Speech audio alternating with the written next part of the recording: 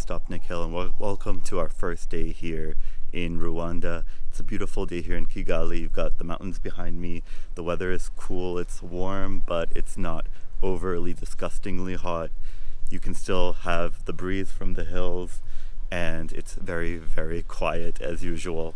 So right now, I'm just waiting for my Yego cab to arrive so we can head out to the Genocide Museum. That's the first thing that I've got planned for today because it will help give us a bit of a framework for the recent history as well as how the country has transitioned into being what it is today. And even though I'm waiting out here for my Yego cab, there are at least half a dozen motorcycle bikes which have passed by and have honked at me asking me if I want to ride. So I think it's pretty easy to find transportation around Kigali. And I might just end up doing one of the motorcycle rides for one of the shorter jumps later on today. But for the moment, I can see that our cab is close, and I'll see you over at the Kigali Genocide Memorial.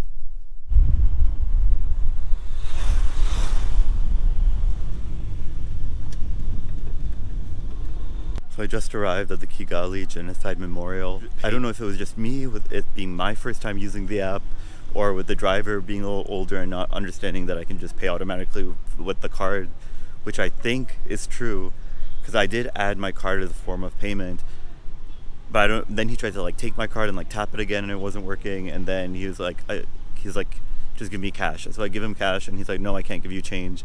And I'm like, no, but I think I paid already. But he's like, no, you didn't pay. But then he's like, you did pay. And in the end, he just left. So I don't really know what the whole deal was. I'll have to ask with another driver or somebody younger to see if they exactly understand how the automatic payment thing works. But other than that, we're here at the Genocide Memorial at this learning center. There's also a school and an amphitheater and a cafe, and it's a whole complex.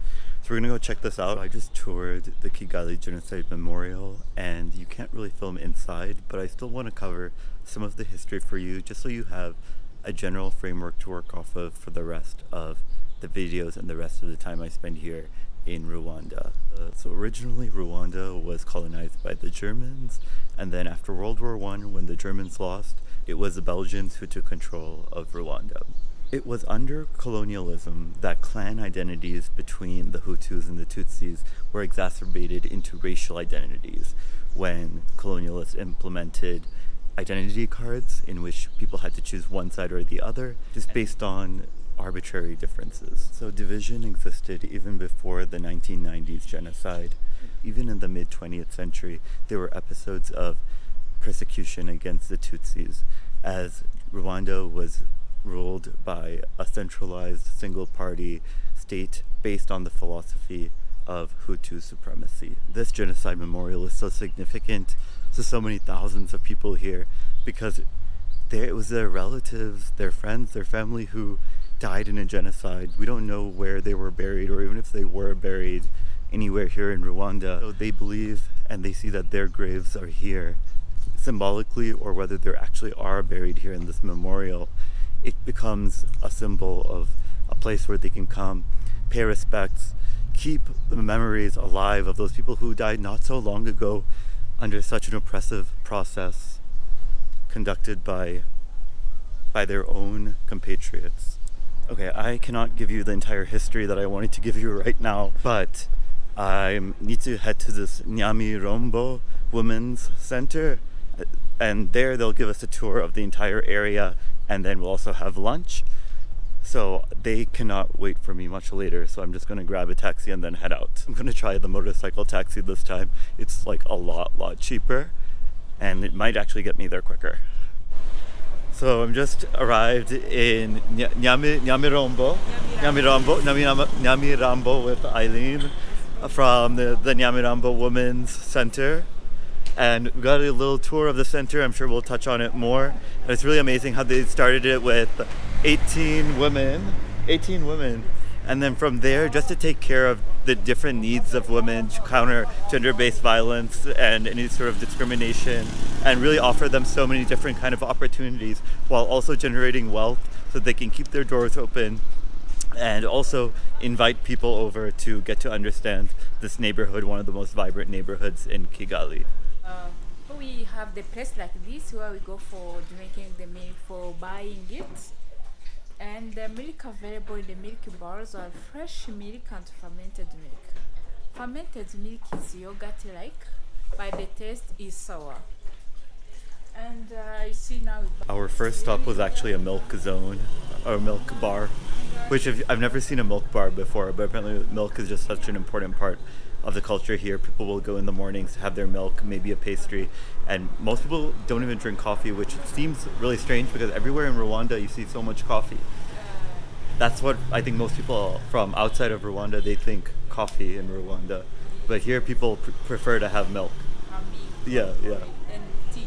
Milk and tea. Yeah. Okay, that's the funny thing. I thought you come here for Rwanda, you have to have just coffee all the time, but apparently not. You have your milk and you have your tea. But we're in the workshop now at the Nyamirambo Women's Center, so I think I'll learn something about the workshops from Eileen.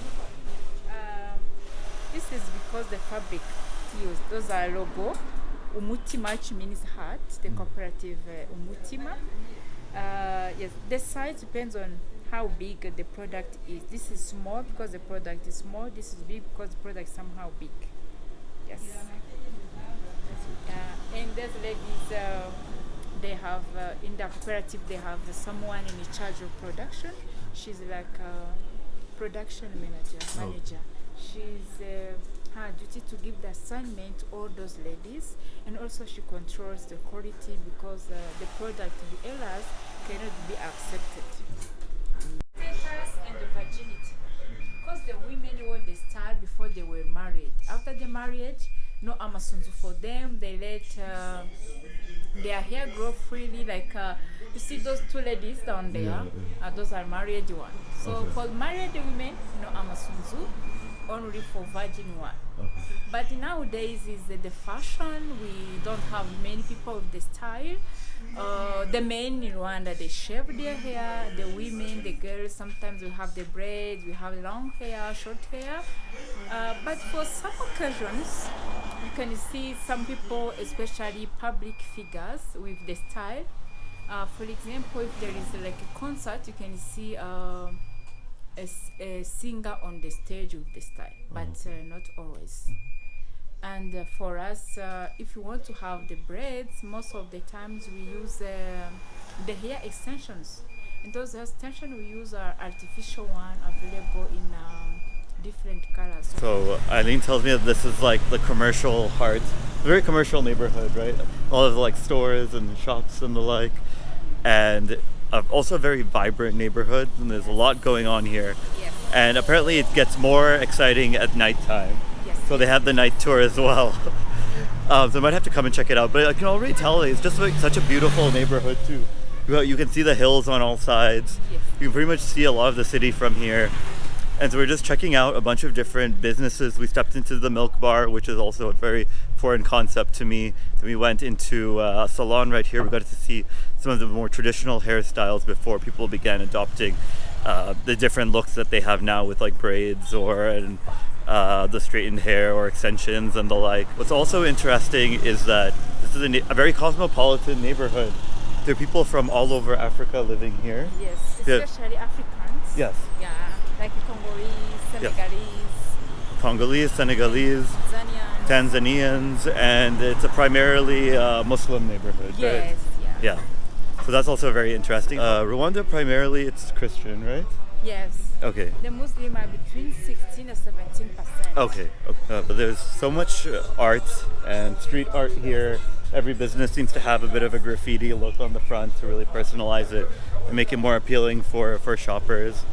And I also learned a bunch of Kinyarwanda phrases from Eileen, which I immediately forgot. So I have to practice tonight. Go home and study the flashcard she gave me.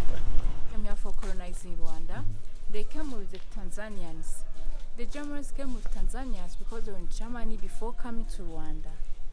And when they were here, they came here. They came with those Tanzanians for helping them during their daily activities. Where some Tanzanians came as translators because the Germans wanted that the communication between them and the local people here to be somehow easier. And of course, those Tanzanians didn't know our local language, Kinyarwanda, but because Swahili, the language there, and Kinyarwanda are both Bantu languages, so they come with them. Those languages, Bantu languages, they have similarities, even if are not the same. Maybe I can give you some of few examples. If you want to say job in our local language, you say akazi, which means, yes, job. In Swahili is kazi, so you have to remove a. Right. And if you want to say people in our local language, say umuntu, but in Swahili is muntu. Muntu. You have to move you. So those are similarities. They can people to communicate it easier between them. So they came and they settled here in Kigali, and also during that time, it was not easier for foreigners to have their own places. So Europeans created special places to gather all those migrants, and Nyamirambo became one of those special places where the migrants were settled. And most of migrants were Tanzanians, and the most Tanzanians came to were Muslims. And after a few years, the Germans went back to their country, and the Tanzanians, they didn't go back to their country. They stayed here, and they started to incorporate in the society, like building the mosques, because they really needed the mosque. And also they started to put some schools inside of the mosque, because they needed schools for their children. So from that time until now, many mosques, they have schools inside of them. Can you see that one is a small one, but inside of it there is a nursery school and some. So this was actually the first office for the Women's Center. We saw their much bigger and newer location in the beginning of this tour. And what's so interesting is this, just how it organically has grown in order to sustain and support the needs of the women in the area, teaching them everything from like literacy to then teaching them how to make money through vocations such as sewing, to then moving on to other more complex things such as organizing walking tours and cooking classes and basket weaving workshops and the like, to not only keep those practices alive but make them a really sustainable money generating activity so that the Women's Center can stay alive and continue to provide a safe space for women in the neighborhood. Right. Yes, this is for you to have another view of Kigali. As you see, Kigali also is full of hills, up and down. That neighborhood, I think, that way is called Gikondo. But yes, it's old neighborhood, but not always like this one in Nyamirambo. Those are dried cassava. Here in Rwanda, we have two types of cassava. We have the cassava we eat fresh, and the cassava we don't eat fresh. Those we eat fresh are good ones, and those who don't eat fresh are the toxic ones because they contain large quantities of cyanide compounds, which is not good for the health. So what we do, we take those bitter cassava and we soak them in water about a week, and then after a week we remove them from water and they remove also the skin, and they put them outside like we're seeing for making them dried. So when they're well dried, we grind them for having the flour. So we use that flour for preparing the meal. The main meal we make of that flour is, we call it ugari. Some African countries call it fufu. It's like a bread, like a paste, something like that. Sticky somehow. And it's a tasteless meal because no sugar, no salt, no oil added.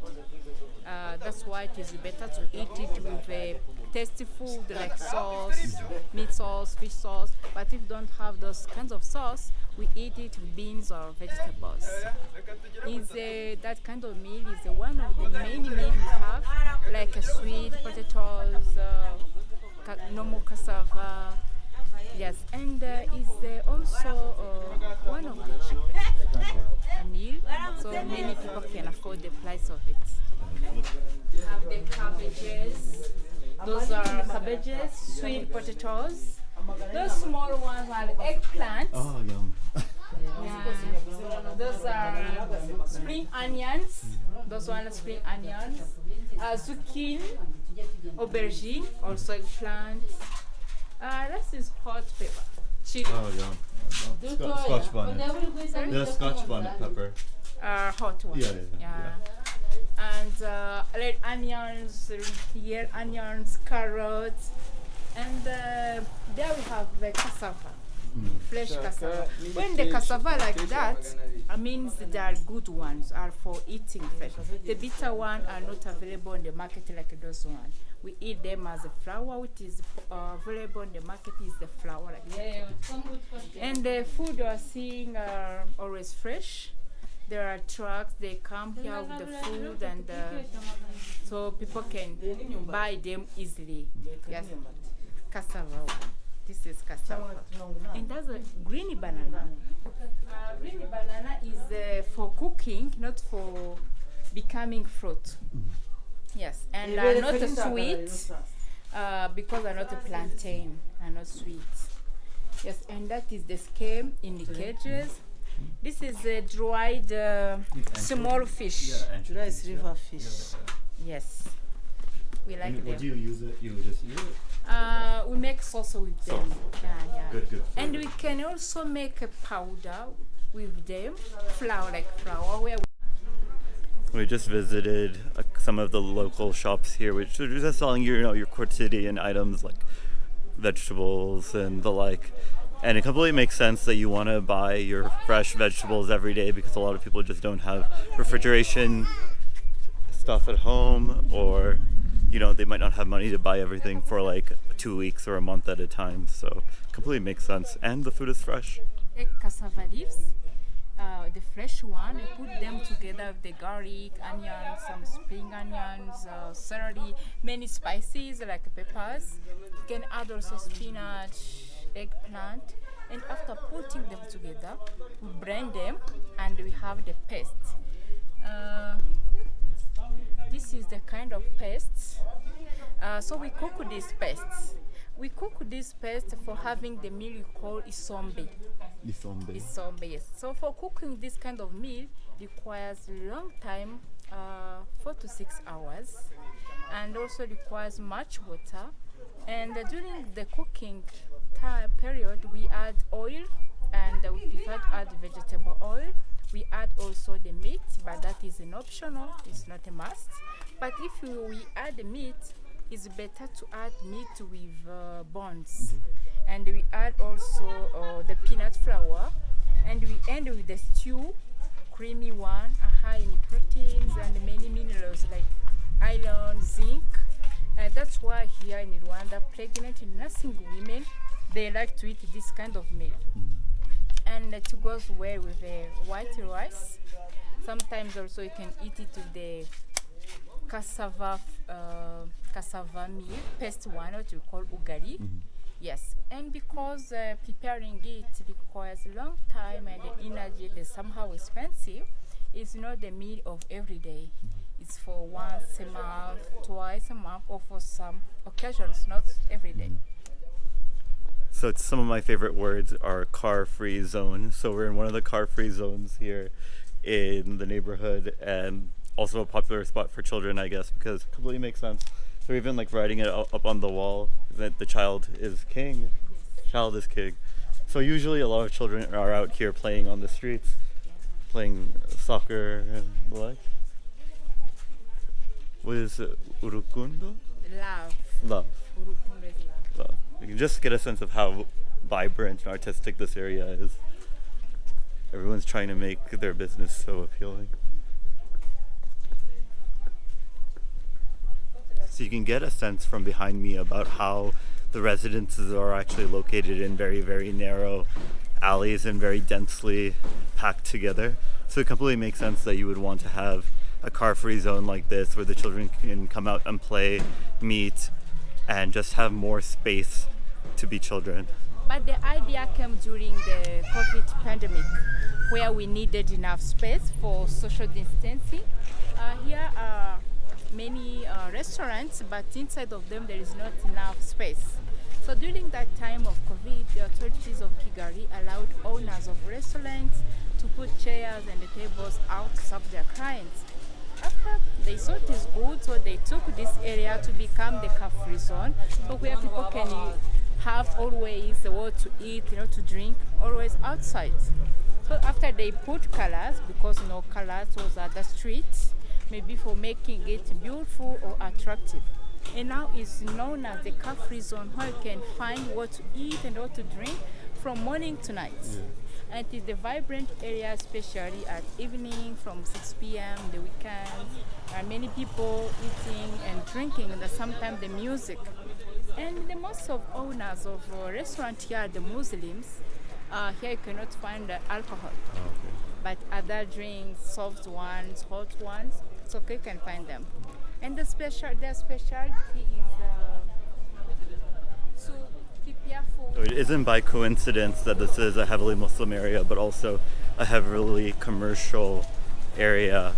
So I just learned that before the genocide, under the previously extremist government, Muslims were not even allowed to gain an education or go to school, and so their only option for livelihood was to start their own business, and that's how we have this neighborhood today. The set of murals that we just visited represent different aspects of the life and culture, history of Kigali and of Rwanda. This is such a beautiful city, though, Kigali. Yeah. That is the banana tree. Yeah. That is Mount Reveru. Mm-hmm. Mount Reveru. Reveru and Mount Kigali. Yeah. So it's a city of hills, and you have Mount Kigali here behind me, Mount Reveru on this side, and there's a third one, Mount Jali, right? Jari is far from here. Okay. Yeah. So at any point, literally anywhere you are in the city, you can see so much of the city from there. And it's very, very beautiful. I mean, we saw some of it at night with the lights and everything, but even during the day, it's just lushly green. So Nyamirambo means the place where all those dead bodies are.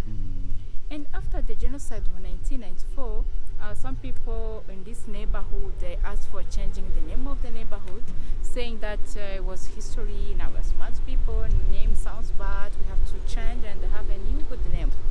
Other people say, yes, that was the history, but history is history. No one can change the history. It's better to keep the name, and the future generations will learn from history. So that's why and when, how this neighborhood is in Nyamirambo from that time until now. These are sweet potatoes, cassava, fresh one. Those are boiled one. Those are normal potatoes with tomatoes, onions, some beyond, cabbage, carrots, tomatoes, onions, and pepper. Those are beans, dried beans with some tomato paste for making the sauce.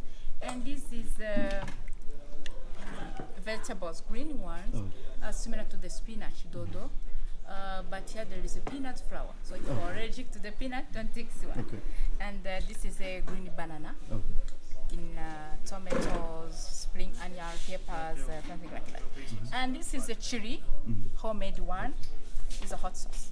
Chili, onion, salt, vinegar, and the oil. Okay. It's a pickled thing. Okay. Yes. And it serves up. Thank you. We just finished up a delicious lunch cooked by somebody who was actually attending the cooking class with the Women's Center. So we just showed up just in time to eat the food. Delicious. It was a vegetarian meal. They're telling me that, that's typical of what most normal people eat on a daily basis. It's very heavy on legumes, heavy on vegetables, heavy on starches from the cassava, from different kinds of potatoes and bananas and the like. And beans. They love their beans. But it's delicious. It's not super spicy, but it has a good flavor. Yes? The natural one, fresh. Yeah. I think my favorite was the spinach, the dodo, yeah. Yes, with peanut flour. With peanut flour and eggplant and some very mild spices in it, right? Yeah, I think that's a delicious one. But right now, we're just finishing up, I think. And we're back at the Women's Center. And it's really amazing that they have this space and this spot here to advocate for themselves, to make money for their families, and to also spend time together, create community, and invite the outside world into their neighborhood I was looking for something local to buy, so I'm going to take a look. I was kind of in the market for a tote bag, so if I can find a tote bag that I like, I might as well get it here since I know exactly who's benefiting from it and who made it. It's definitely not made in China. So if there are two things that most Americans know about Rwanda before coming here, it's one, the Rwandan genocide, and two, Rwandan coffee. We've touched on the Rwandan genocide, we visited the memorial, but today I'm ready for some coffee right now after having lunch and exploring Nyamirambo area. I'm just going on a short walk to Question Coffee, which has almost unanimously been mentioned as the nicest place to get Western style cafe coffee here in Rwanda. And the ironic thing is that though coffee is so well known outside of Rwanda, a lot of people don't actually consume it here on a daily basis, mostly because it's not a part of the culture or it's just too expensive for people to consume good coffee here. Most of the good coffee actually gets exported abroad, where there's more of a coffee culture. There isn't necessarily like a long checklist of sites to visit here in Kigali, but for me it's mostly about walking around, taking advantage of the weather, of the safety, of the infrastructure, to just walk around and get a sense of these different neighborhoods. I just took a motorcycle taxi about 20 minutes from where I was getting coffee earlier, all the way out to this religious university out on the outskirts of Kigali. It's called Auka, A-U-C-A Masoro. There are people chanting something religious right here. But I came all the way out here because I thought my host, the guy who picked me up from the airport yesterday, was going to be performing at this live music event. And the venue is all the way out here.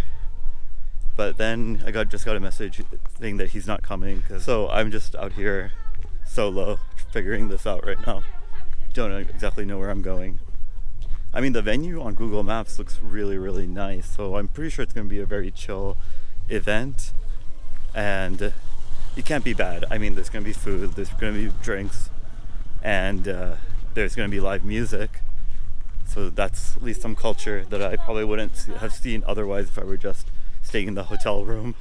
In any case, at least doing the motorcycle taxi from one side of the city to another for under $2, that's a steal, because it's not only transportation, you get the experience of being on the motorbike on these beautiful roads here. There isn't much traffic and you have these gorgeous views all around you.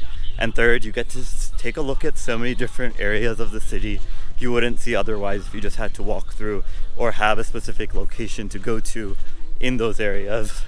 So altogether, do not regret my decision to come out here.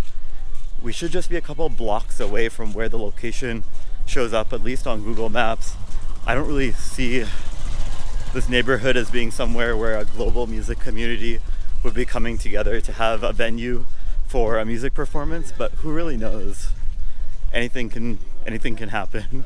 So I've never heard of this event series before. I don't even really know what to call it, but it's branded as a global music community, which connects audiences and live musicians. And it looks like they're global, all over the world. They have regular events. You just buy a ticket online and then you can attend. I don't really know how it works from the performer's point of view, but really cool. There's just some people singing and playing music right when I walked in. There are a bunch of people just having a good time, people with their friends, people sitting inside on chairs, people sitting on the floor at this venue. Seems like a very chill spot. I just talked to a couple of people. They've been here a couple of times before. The organizer kind of even recognized my name just because I booked my ticket like 10 minutes ago. But it seems really chill and really nice, and there should be drinks and food available here as well. And other than that, I don't know, I guess I'm happy I made it. This is definitely not the sort of thing you would just stumble upon unless somebody tips you off to these sort of events taking place. So I've learned that it's not over, but it's actually just starting. We just watched the first performer, who is a saxophonist from Zambia. Really, really interesting, really fun crowd, really good music. Everything's just turned out really, really well here. I don't know how else to cover it, but my camera battery is about to die, so I'm just going to end it here for now. I'm going to play some of the clips of the actual music later, and hopefully I can make it through to the rest of the day on this camera battery. Other than that, I'm sure the sun will be going down soon, but the vibe here is just so great.